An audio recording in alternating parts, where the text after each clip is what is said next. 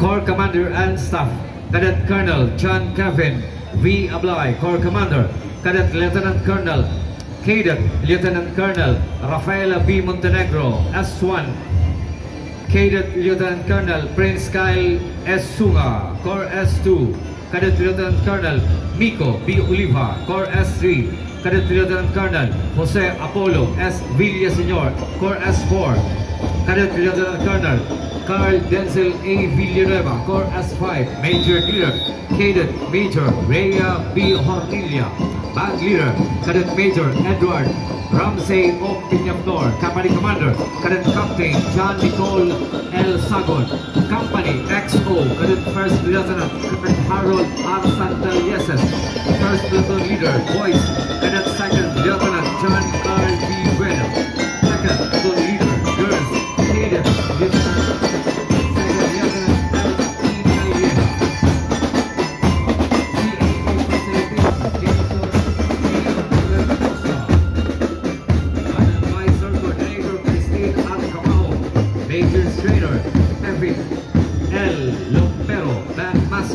Trainer Melvin Avila, Color Guard Instructor Lloyd Anton Lopez.